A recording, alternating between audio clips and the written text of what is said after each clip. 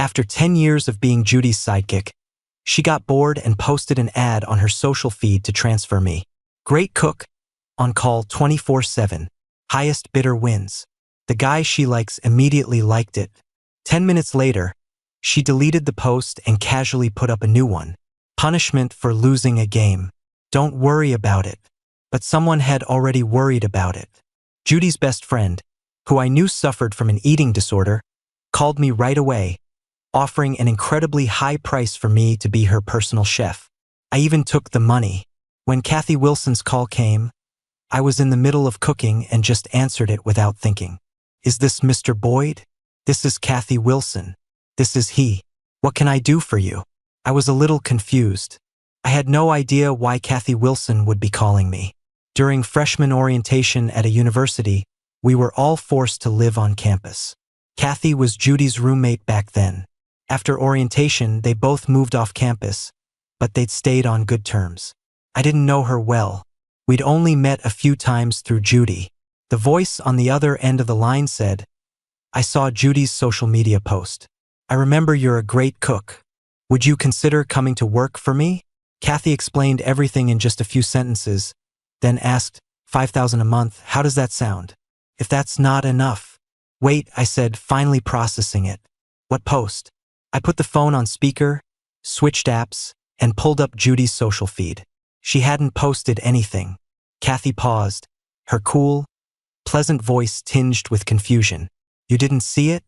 A moment later, she sent me a screenshot of Judy's post.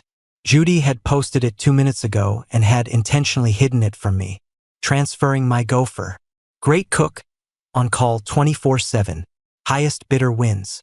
Under the likes, a familiar profile picture stood out.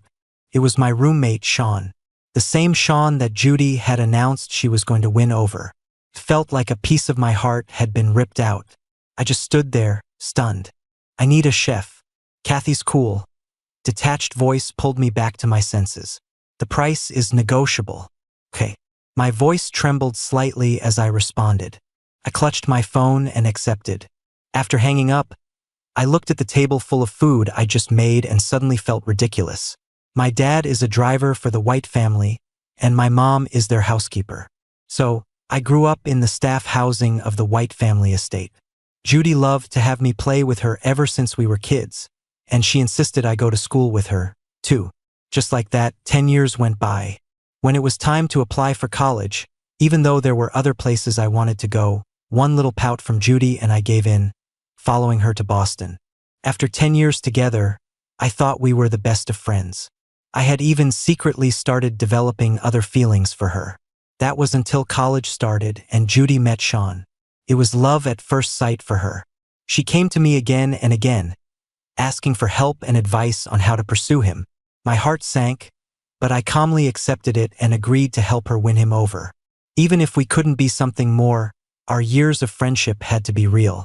Until I saw that post. So, in Judy's eyes, I wasn't even a friend. I was just a gopher she could transfer at will. After we got to college, Judy became a picky eater. She couldn't stand the cafeteria food and wouldn't eat takeout, so I'd carve out time every day to come over and cook for her. When she skipped her fluff classes, I'd go for her and do her homework. If she needed someone to run errands or bring her a bottle of water, I handled it all. Thinking about it now, it's no wonder Judy thought I was a gopher she could just transfer. And I was the idiot who was naive enough to think that a rich girl like Judy would ever see me as a real friend. With a bitter smile, I took a picture of the meal I just prepared and sent it to Kathy. I just finished cooking. Do you want to eat now? I can bring it over. Kathy replied instantly, yes. Then she transferred me $200 and sent me her address. Once I got the money, my sadness eased, but a surge of anger took its place. Judy never paid me a dime, so what gave her the right to treat me like a servant? And what gave her the right to transfer me? Kathy was way more generous. Just as I was about to leave, Kathy sent me another screenshot of Judy's feed. Punishment for losing a game. Don't worry about it. Sorry, it looks like she was just joking. My mistake. Joking? My heart sank even further. Even if it was a joke, it meant that in Judy's mind, I was just someone she could casually joke about. I texted Kathy back. It's fine. Our deal still stands. Okay. Kathy sent me a waiting for you sticker. I stared at the animated puppy sticker in silence. Kathy didn't seem like such a lively person from her appearance. One of my roommates was a local from Boston and went to the same high school as Kathy. He told me she was famously difficult to get along with back then. She had an angelic face that looked like she was above it all, but her words could cut you down to size, and she didn't give anyone an ounce of respect. I started to worry. If she didn't like my cooking, would she yell at me? I didn't mind being yelled at, but would she ask for her money back? It was $200 after all. Anxiously, I followed the address to Kathy's house. I stared at the 2-story standalone villa and paused. Why can't I be one of the rich people in this world? I rang the doorbell. Kathy answered the door, her face pale. I froze for a second, a question forming in my mind. Was Kathy this thin the last time I saw her? She was wearing a loose black t-shirt. Though her delicate frame held up the shoulders, the rest of the shirt hung empty. The skin on her face was stretched taut over her bones, making her already fine features look even more pronounced. After a quick greeting, I asked, "Are you sick?" She seemed surprised by my directness, stunned, then gave a soft "Mm-hmm." Good thing I'd made a relatively light meal. I came inside and took the food out of the insulated container. I made this on short notice. If there's anything you don't like, you can let me know. Okay. But my worries were clearly for nothing. In less than 10 minutes, Kathy had devoured everything, leaving the plates spotless. She seemed like she'd been starving for a long time, but that didn't make sense. It's not like she couldn't afford to eat. I didn't overthink it. Seeing that she was finished, I got ready to clear the table. "I'll get it." Kathy beat me to it, taking the dishes to the kitchen. A pretty decent employer. I sat in the living room scrolling through my phone and happened to get a message from Judy. "Where'd you go?" "Sean said he wants to try some dishes from our hometown. I remember you're really good at that one dish. Add it to the menu later. Oh, and he doesn't like green onions. You haven't finished cooking for today, have you? Never mind, if you're short on time, just make a few extra dishes without green onions." Is she ordering me around like I'm her personal servant? This is the 21st century. No, I replied decisively. I've been transferred. You can cook for yourself from now on. The typing indicator on her end appeared for a long time, but no message ever came. Kathy came out of the kitchen, pulled out her phone with a neutral expression, and transferred me $5,000.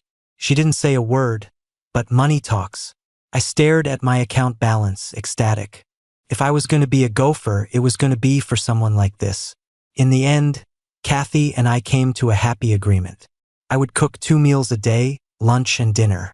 On days I didn't have class, I'd come over at the scheduled times. If I had class, I'd prepare the food in advance and leave it in a warming cabinet for her.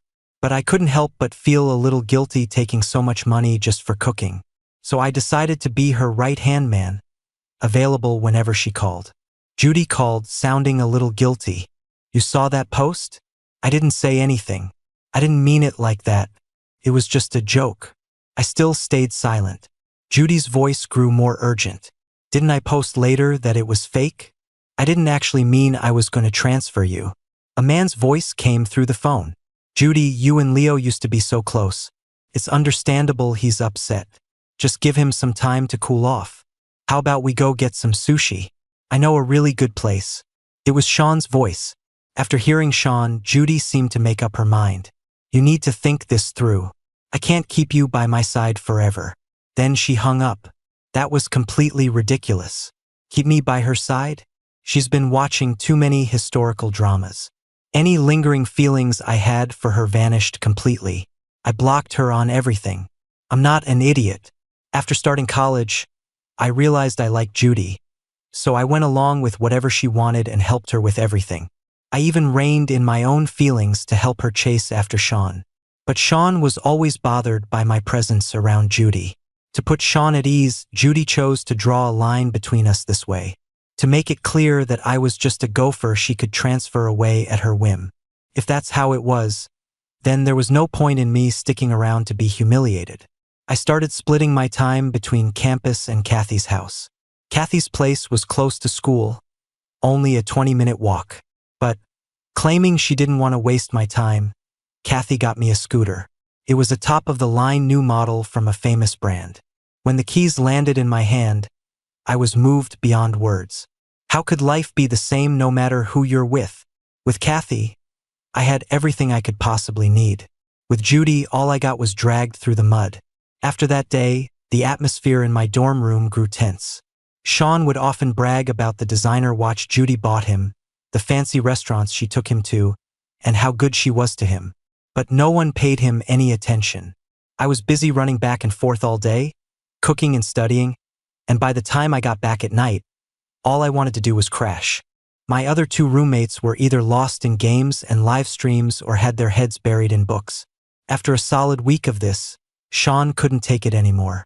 After class, I hopped on my scooter, ready to zip over to Kathy's. I twisted the throttle, but it didn't move. A force was pulling from behind. I turned to see Judy grabbing the back of my scooter. She frowned. "Leo, I know you're mad at Sean, but you can't team up with people to bully him." Bully him? We were both speaking English, but I couldn't understand a word she was saying. Did I hit him? Did I curse him out? Judy's face paled. "He said you and your roommates are ganging up to give him the silent treatment." I scoffed. "Leo, we've been friends for so many years. He's my boyfriend. Can't you just be decent about this?" Friends? Decent? Who was the one who announced to the world I was a gopher? Who was the one not being decent? Who was the one who used me as part of their game? There was no point in arguing. I said coldly, "Let go. I'm in a hurry." Judy didn't release her grip, her face a mask of disappointment. "You're only bullying him because I like him, aren't you? Leo, even if we can't be together, we're still friends. Besides, me not liking you has nothing to do with Sean. Even if he wasn't in the picture, it would never happen between us. We've known each other for so long. If we were going to get together, we would have already. You don't need to take it out on him." She was just saying whatever came to mind. But, so she knew how I felt about her all along, which means she made me help her chase Sean on purpose. I looked down and gave a sarcastic smirk. Judy thought she'd hit the nail on the head. "Leo," she said earnestly, "I think it's time you got a girlfriend. I have a few friends who are great people. You've met them. I can introduce you." She listed a few names. "You've met Kathy, too, but don't even think about it. She has very high standards. Hey, how long are you going to talk?" A familiar voice cut her off. A hand patted my shoulder. Judy turned and saw Kathy walk past her, swing a long leg over, and settle onto the back of my scooter. "I'm in a hurry to get home and eat. If you have something to say, text him." Kathy's voice was nonchalant. "Kathy?" Judy looked from her to me, her expression full of suspicion, as if something had just clicked. "No wonder you had the guts to block me. So you found yourself a new target." She sneered. "Leo, your feelings really are cheap." Kathy sighed lightly. "Cheap? Weren't you just telling Leo to find a girlfriend? Now that he has, you're not happy about it." Judy's expression shifted. "Kathy, are you serious?" Kathy didn't deny it. "I'm pursuing him." I felt a little embarrassed. Kathy was a goddess-tier figure at a university. My benefactor was using her own reputation to back me up. She really had my loyalty on lock. The atmosphere grew thick. Judy took a step back, her breathing heavy as she sneered, "Kathy, do you have any idea that Leo is—" "Judy!" Sean appeared at just the right moment, grabbing Judy's arm. "It's okay, you don't have to stick up for me. I'm moving out soon anyway." Judy seemed to remember something and calmed down. "Stop pretending. You're just trying to provoke me, aren't you?" Her gaze swept over my face. "On one hand, you bully Sean out of jealousy, and on the other, you get Kathy to put on a show. You've got a lot of tricks up your sleeve, but I'm not falling for it." Judy pulled Sean away. As she passed Kathy, she whispered, "I don't know what Leo offered you, but you don't have to play along with his act." I felt a weight on my back as Kathy's head rested against me. Her hair was soft, but it still tickled, a tingling sensation spreading from the point of contact all the way up to the top of my head. I stiffened slightly. "Let's go. I'm hungry." Her usually cool voice was low and a bit breathy, almost sounding like she was whining. A jolt went through me, and I shook the strange thought from my head. Ignoring Judy's expression behind me, I twisted the throttle, and the scooter shot forward. When we got back, I felt a little guilty. I'm sorry. You and Judy's relationship is strained because of me. After all, they were good friends. I only knew Kathy because of Judy. I still remembered the first time I met her. It was at a party where they all got drunk, and Judy called me to come pick her up. When I got there, everyone else was wasted. Only Kathy was still sober. Kathy wasn't as thin back then. She was leaning against the sofa, half her face hidden in the shadows. A simple black dress outlined her graceful figure, and her profile was exquisite.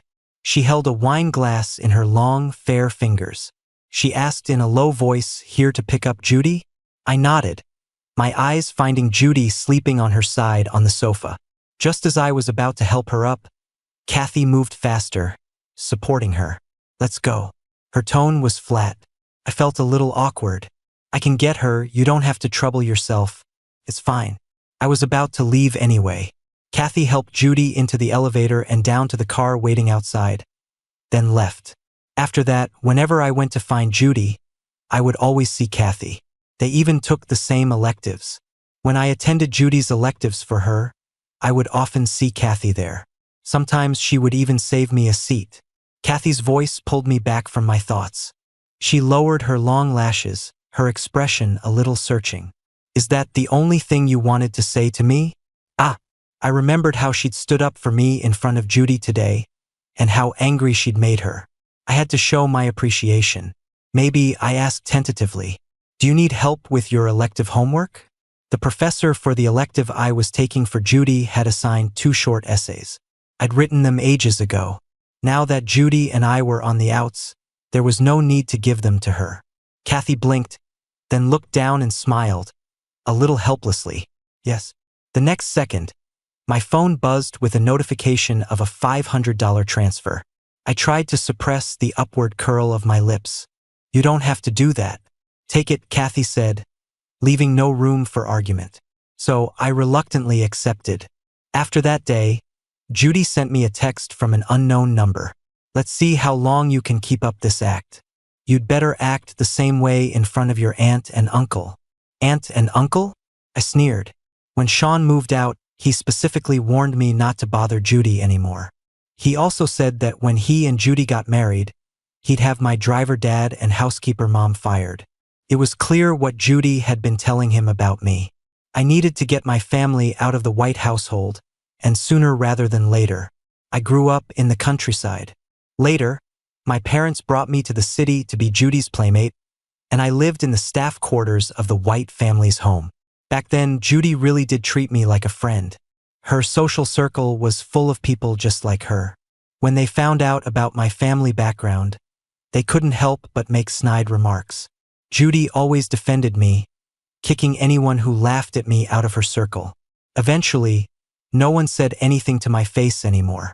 But behind my back, plenty of people still called me Judy's little follower, saying my whole family was leeching off the Whites. I didn't care what other people thought, because I knew Judy and I were friends. But now, Judy was just like them. When it was time to apply for college, I had originally planned to apply to a school in San Francisco. Judy's mother came to me, her smile warm. "Judy is going to a university in Boston, and I'm worried about her. You should apply to a university too. You two can look out for each other, and your parents will be more at ease. You've been inseparable for so many years. After graduation, you can come work at the White family company and help Judy." My parents depended on the Whites, so naturally, they wanted me to follow their arrangements. Most importantly, Judy wanted me to apply to the same school as her. Under the spell of my hidden feelings, I changed my applications. It wasn't until I got to a university that I realized things weren't so simple. Back in high school, Judy's mother had asked me to keep an eye on Judy to make sure she wasn't dating. Dating early wasn't a good thing, so after some thought, I agreed. And Judy never did cross any lines. But after she started college, her mother asked me to spy on her and report her every move. I didn't want to invade Judy's privacy, so I refused, using my busy school schedule as an excuse. Judy's mother didn't say anything to my face, But shortly after, an antique vase in the White household broke while my mom was cleaning. My family had to use most of our savings to pay for it, and my mom's salary was cut. That vase looked very familiar. When we were about 10, Judy and I snuck into the White family's storage room. We accidentally broke a vase that looked exactly the same and quickly ran off. When I heard about the incident, I thought it was a coincidence. Until a while ago, my mom messaged me saying that money was tight at home, and if only she had been more careful and not knocked over that vase. Because it was one of a kind, and Mrs. White had been generous, they still had to pay nearly $15,000. One of a kind. That's when I realized it wasn't a coincidence, or an accident. Judy's mother had done it on purpose. As for why, I sneered and slammed the knife down, hacking off a piece of chicken thigh on the cutting board. What's wrong? Did someone make you angry? Kathy's voice came from behind me. I took a deep breath, calming myself. It's nothing. Kathy thought for a moment. Is it because finals are coming up? Too much pressure?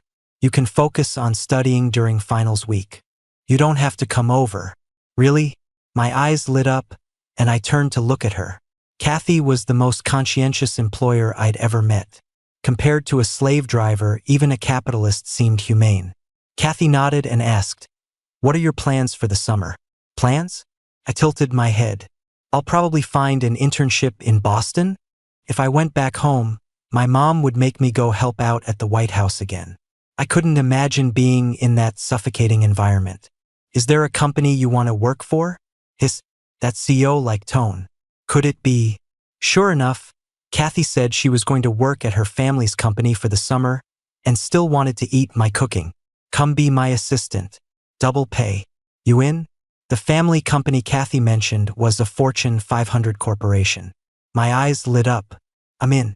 Compared to an unpaid internship, you'd have to be a fool to turn down a deal this good. I didn't go home for the summer. My mom called. Why are you interning in Boston? Don't you have to pay for rent and transportation? You might as well have come home. Mrs. White even said she wanted you to accompany Judy to the company. It's fine. The internship I found here is great, and my boss is amazing. She got me a spot in the free employee housing. My mom was silent for a moment, then asked, Leo, are you dating someone? I frowned. Who told you that? When Judy came back, I asked her about you. She didn't look too happy and said something about you dating. Who was the one dating? I said in a low voice, Mom, don't listen to what she says, and don't ask her about me. My mom's tone became cautious. Did you and Judy have a fight? You guys were getting along so well, weren't you? Before I could speak, she added, Leo, you know Judy's temper. She's never been one to back down. If there's a problem, you should be the one to smooth things over. Mom, I sighed. The truth is, we could only really hang out when we were kids and didn't know any better. Now, we might not even be able to be friends. You don't have to worry about me and Judy. No matter how bad things get between us, it won't affect your or Dad's jobs. Judy wasn't the type to sabotage people behind their backs. Her mother, on the other hand, what are you talking about? It's not about that. After hanging up, I readjusted my phone to the right angle. My benefactor was busy during the summer, so I couldn't miss a single meal. I started a food vlog, posting a cooking video every single day without fail. After a few weeks, one video went viral, and my follower count shot up to 10,000. A lot of brands started reaching out for sponsored content. I'd cook, bring the food to the office to meet Kathy, and then start my assistant duties. Every day was packed, and my boss would randomly make it rain. It made me want to sigh and say this was the life. When my followers hit 100,000, I had an idea. After asking Kathy's opinion, I edited her into a video. An anonymous version, of course. Even so, the slender, graceful figure in the video, the elegant women's pantsuit, the long, well-defined fingers, the multi-million-dollar watch, and the cool, pleasant voice were enough for viewers to imagine a stunning female CEO. The video's traffic exploded, and brand deals came flooding in. I was counting money until my hands cramped. I suddenly remembered I should give Kathy a cut for her appearance. Kathy seemed uninterested in such a small amount of money, but she was curious about something else. She stood behind me, leaning in to look at the comments. They're all shipping us. I didn't comment. Putting Kathy in the video was, admittedly, a calculated move to guide things in that direction. How else was I going to make money? There are so many food bloggers out there these days. You have to add a little drama to stand out. Shipping, that means they want us to be a couple, right? Kathy asked again. Alarm bells went off in my head. I quickly backpedaled. If you're not comfortable with it, I don't mind. Kathy's voice held a hint of a smile. She leaned in closer. I'm ready to play along anytime. She was extremely close when she said that, her warm breath fanning the side of my face. My ears grew hot, cleared my throat. Well, if you're going to be so cooperative, I should probably still pay you an appearance fee. Kathy raised an eyebrow slightly. Fine. You decide how much. My partnership with Kathy continued until the school year started. In 2 months, my account broke 500,000 followers. Between ad revenue and what Kathy paid me, I was practically a mini-millionaire. I considered whether I should commission a statue of Kathy to take home and worship. When I went back to Denver for the national holiday, I deliberately avoided the White House, but Judy's mother still managed to find me. She stepped into my family's apartment, looked around, and commented casually, "This place is decent." My parents had bought this apartment last year when I got into college. A standard 3-bedroom. This was the first time Judy's mother had ever visited. I put on a polite expression. "Mrs. White, what can I do for you?" Judy's mother looked at me and got straight to the point. "Leo, I just found out Judy is dating someone? Why didn't you tell me?" I was taken aback. "Mrs. White," I said tactfully, "I don't think I have any say in Judy's affairs. Judy and I hadn't spoken in 3 months." Judy's mother sighed. "You've really disappointed me. It was just a matter of telling me. It would have been so much better if you'd told me sooner. I've met that boy and I didn't like the look of him. If you had told me earlier, Judy wouldn't have been with him for so long." She took my hand. "Leo, I watched you grow up. I know you and Judy are close. I even thought about you becoming my son-in-law. Her feelings for this boy are just a novelty. When you two graduate, you can come work for the White Corporation or go abroad to study with Judy. We can discuss all of that." She said it encouragingly. I almost laughed. Was she trying to dangle a future in front of me to get me to fight with Sean? Unfortunately, after seeing Kathy's generosity, I no longer believed in empty promises. A pie you can't eat is probably not real. Judy's mother was extremely controlling.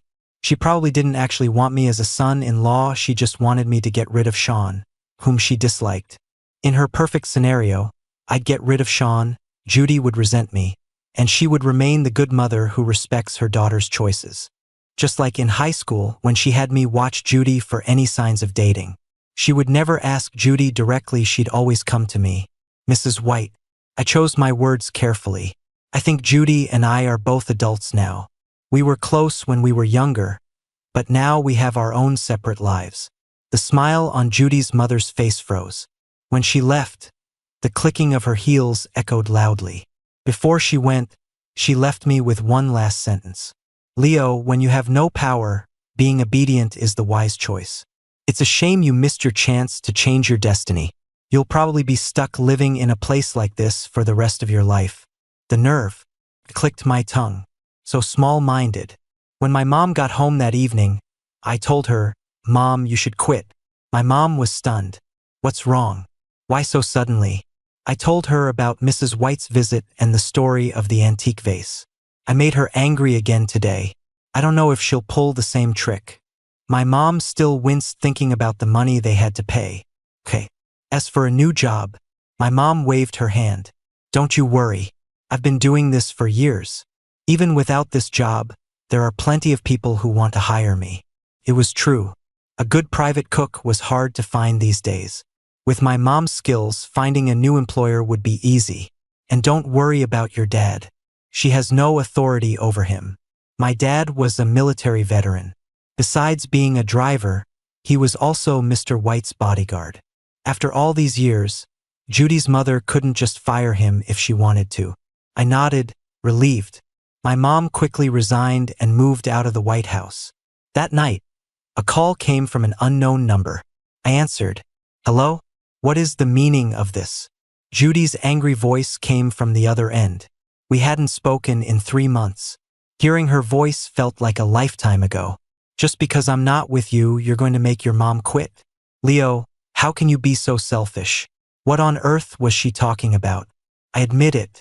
You win. Judy seemed to have made some kind of decision. I'll break up with Sean. Come straight over when you get to Boston. Your fingerprint still works. And stop messing around with Kathy. You think she's some kind of saint? I hung up immediately. I can't stand hearing anyone say a bad word about my benefactor. After the holiday, I went back to school. My life went on as usual, except now I was surrounded by 2 lunatics. First, Sean ran up to me, eyes red, asking if I had said something to make Judy break up with him, and that I must have seduced her. Then Judy would pop up, saying the breakup was her own choice and had nothing to do with anyone else.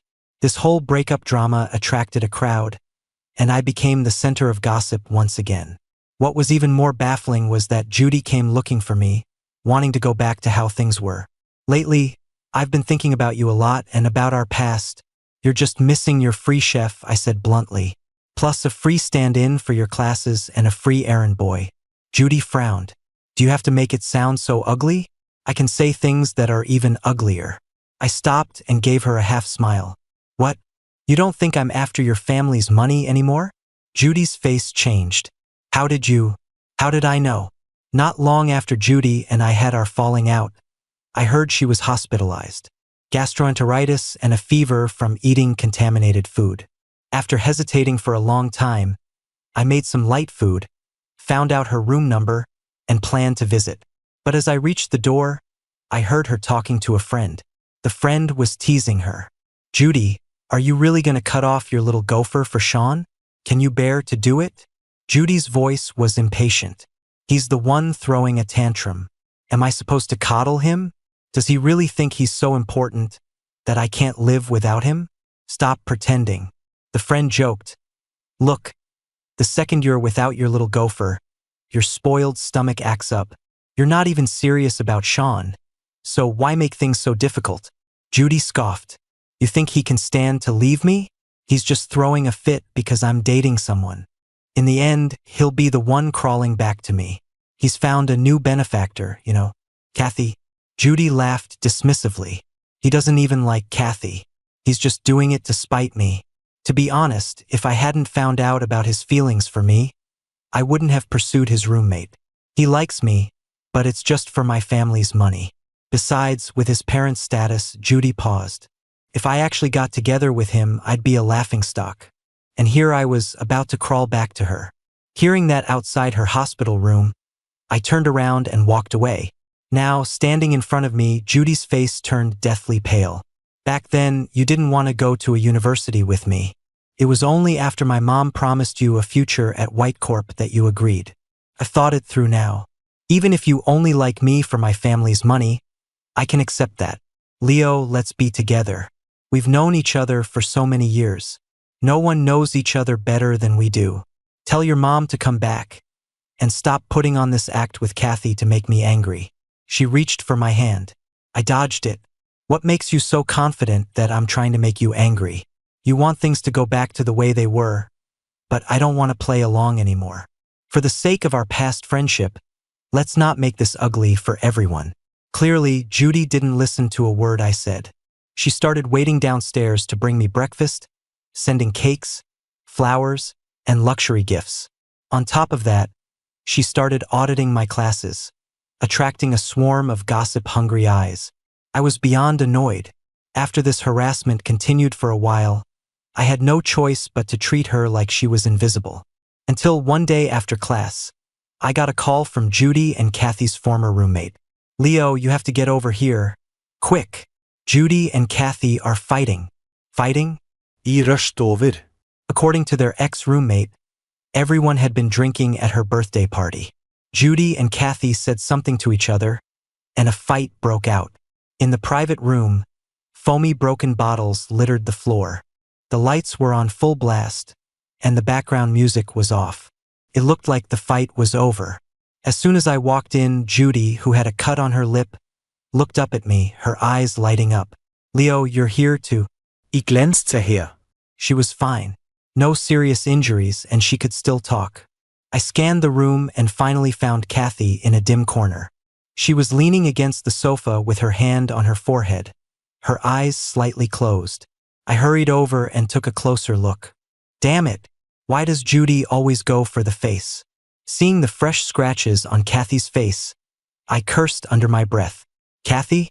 I called her name softly a couple of times. Kathy slowly opened her eyes, her gaze hazy. I asked tentatively, "Are you sober? Can I take you home?" I held out my hand to her. The person who called me was confused. "Leo, aren't you here to get Judy?" The words had barely left her mouth when another beer bottle smashed onto the floor behind us. I didn't need to turn around to know Judy was having another meltdown. Kathy took my hand to stand up, but her foot slipped, and she stumbled, leaning her entire body against me.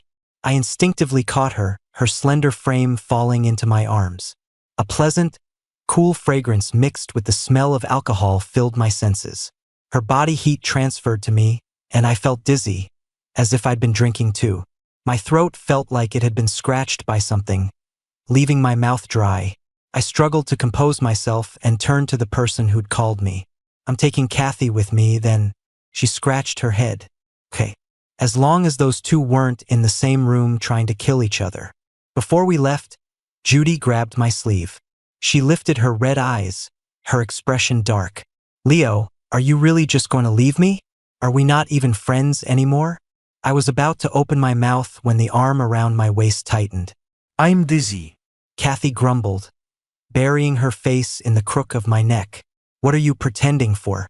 Judy pointed to the cut on her face, her expression venomous. "Leo, you didn't see how hard she hit me. I get it now. I get it all. I blocked you from that post, so how could you have seen it? It was all her. She's the snake who ratted me out. Otherwise we wouldn't be like this." She sounded drunk and delirious, muttering to herself. I treated her like my best friend, and she stabbed me in the back, trying to break us up. We grew up together. What is she? As she spoke, Judy lunged for Kathy again, ready to fight.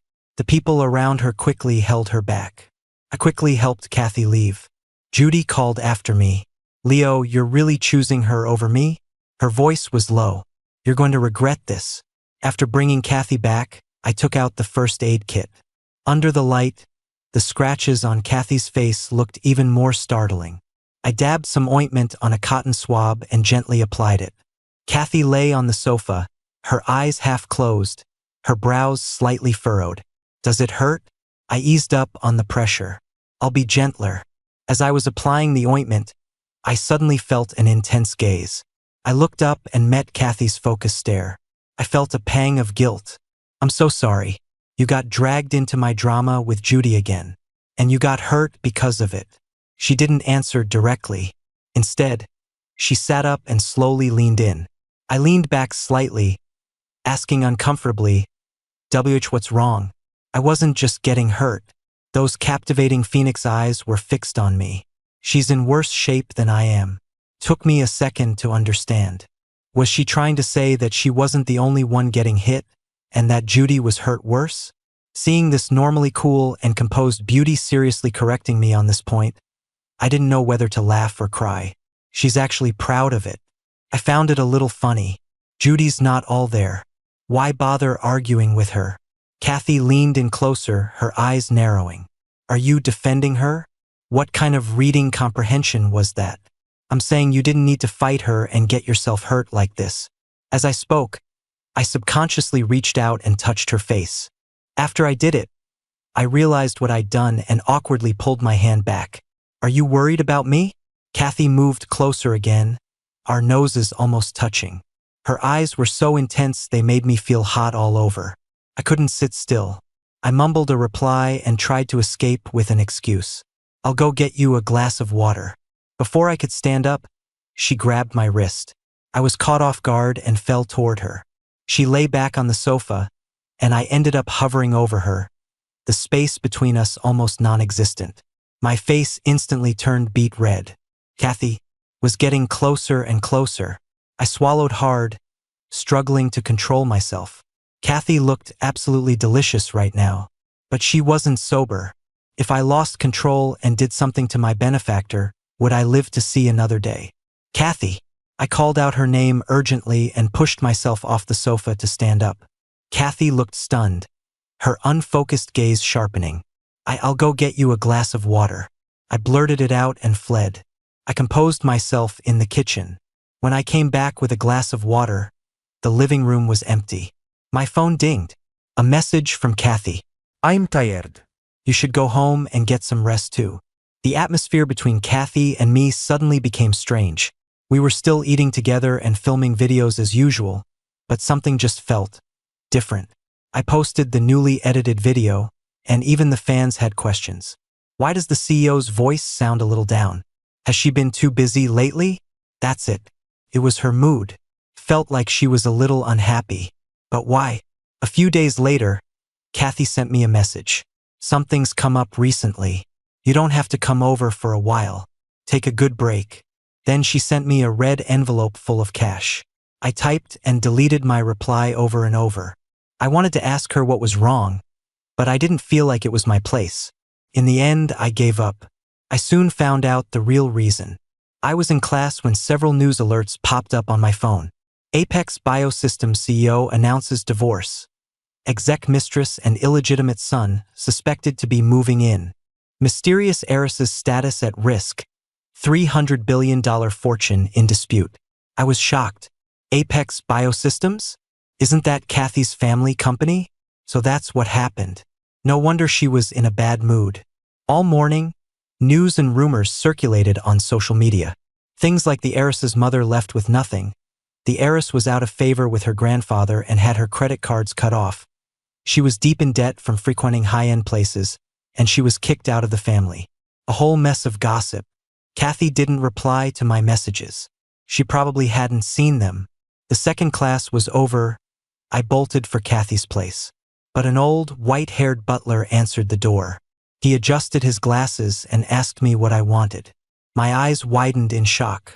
She even sold the house? Had Kathy really become a fallen heiress? Would she be homeless?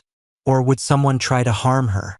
My mind raced, images from TV dramas flashing through my head. The next thing I knew, I was checking my bank account balance.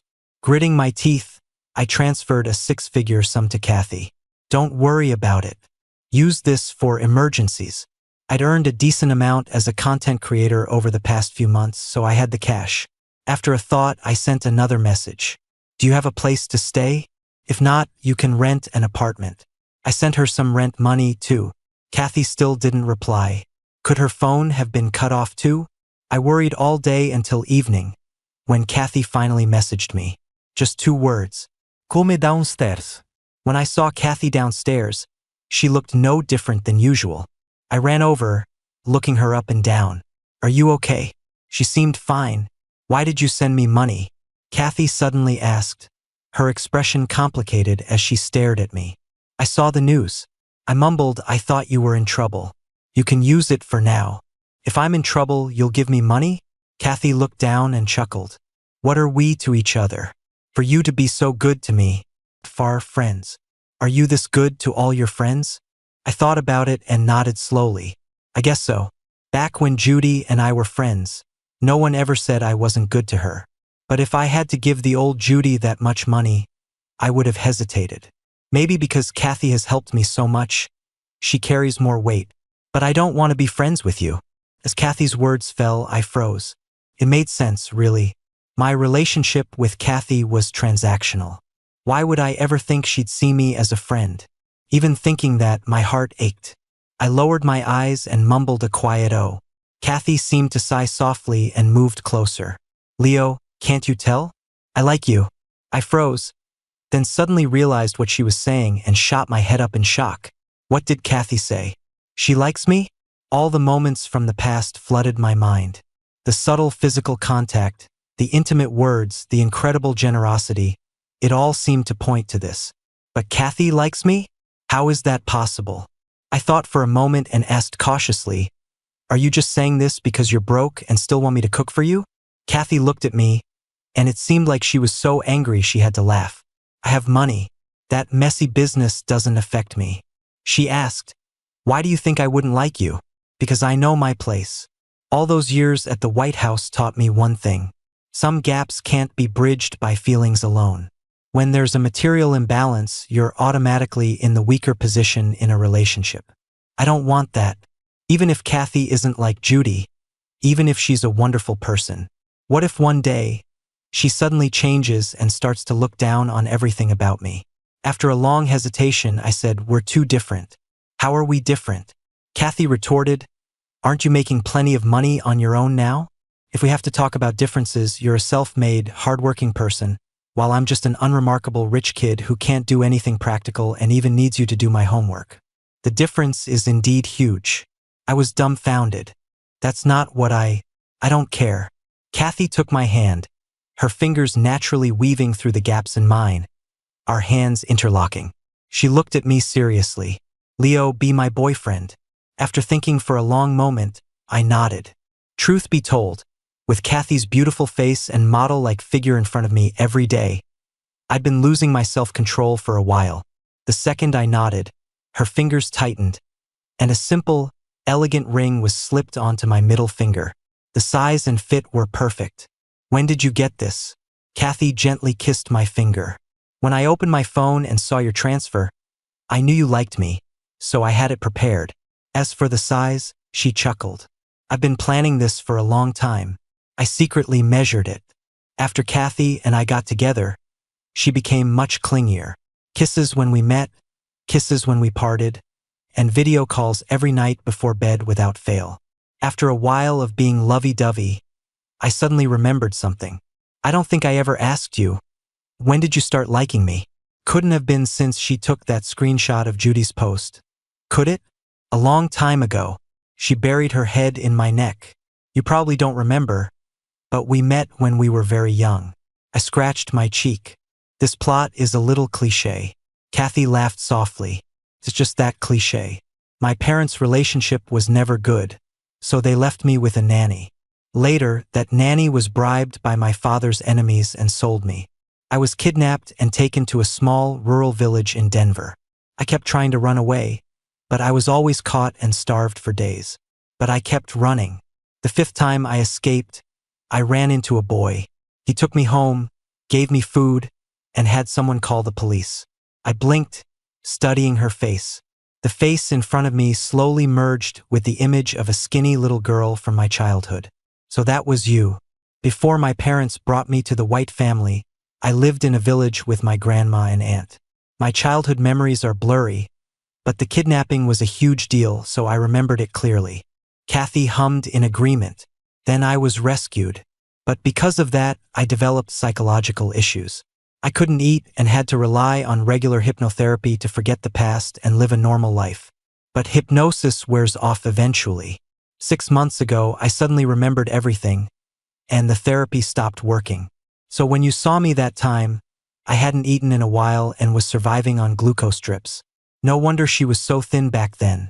I stroked her cheek, my heart aching. But luckily, I could eat the food you gave me, just like when we were kids. So now, I'm in treatment. Kathy played with a lock of my hair. The day you thought I was a fallen heiress, I was actually at my therapist's office. I wasn't ignoring your messages on purpose. And the house was just being cleaned by the butler. My heart ached for her. I held her face and kissed her cheeks. I'll go with you from now on. You'll get better. And even if you don't, I'll feed you until you're happy and plump. Kathy tilted her head, bringing her lips to mine. Kiss me here. I felt a little helpless, but I held her face and gently pressed my lips to hers. She pressed back without hesitation, sucking and licking gently. When we parted, she was breathing heavily. When are you taking me to meet your parents? Are you in such a hurry? She leaned in and bit my lower lip, her tone full of complaint. That other person has met them countless times. That other person was Judy. Ever since her fight with Kathy, she seemed to have been hit hard and hadn't come looking for me again. I was happy for the peace and quiet, but Kathy was always very sensitive about Judy, bringing up the past from time to bicker with her imaginary rival. Okay, how about I take you home for the new year? Kathy thought for a moment and gave a haughty nod. Fine. Kathy's extra chapter. Good news. I remembered him. I found him. Bad news. He likes someone else. And she was my roommate. Not as pretty as me. I don't know what he sees in her. She always has this sour look on her face, and her attitude sucks. Fine, I'll just be her friend. He made a cake and brought it over, and Judy didn't even take a bite? I'm so mad. I'll eat it all. It's all mine. What gives her the right to make Leo cook for her? What gives her the right to make him go to class and do her homework for her? What gives her the right? Good thing I chose the same electives as her. At least I can see him every week. Judy likes his roommate? She has no taste. But this is great news. Gopher? Transfer? I really want to challenge her to a duel. But it looks like my chance has come. Oh my God, his cooking is so good. I was telling the truth. I am pursuing him, but he seems to think I'm just helping him put on a show. Haha, my life is so hard. Yes, he's working with me. I can see him every day. So motivated. He started a social media account, and so many people are shipping us. I have to give it my all. I'll do whatever he asks. I'm so mad.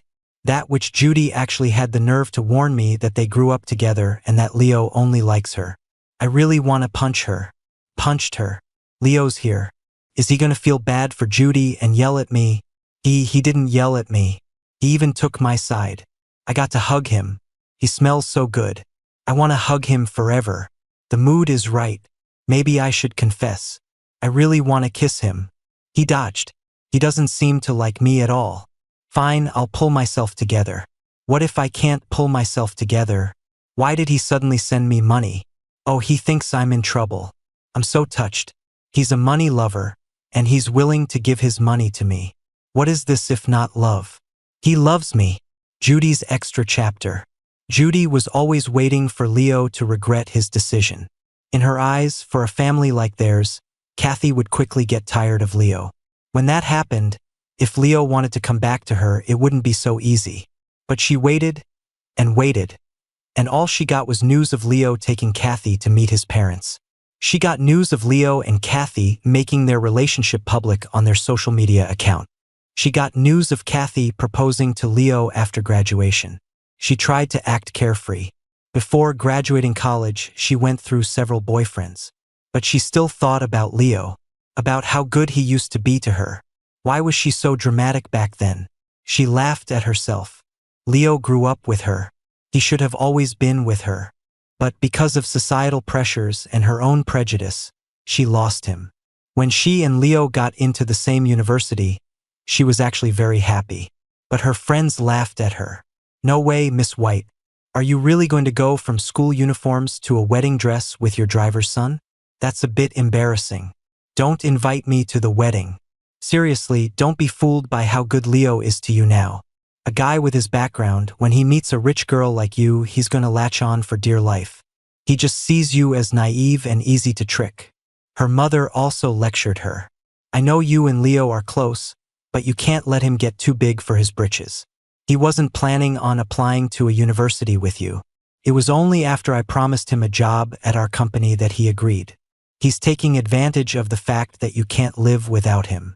Over time, every act of kindness from Leo after he started college seemed to have a strong ulterior motive in her eyes. It made her constantly second-guess him, and she grew so annoyed she just wanted to get rid of him. Even later, when she had a change of heart and wanted to win him back, she still believed that Leo's feelings for her weren't pure. One night, while studying abroad, Judy had a sudden realization.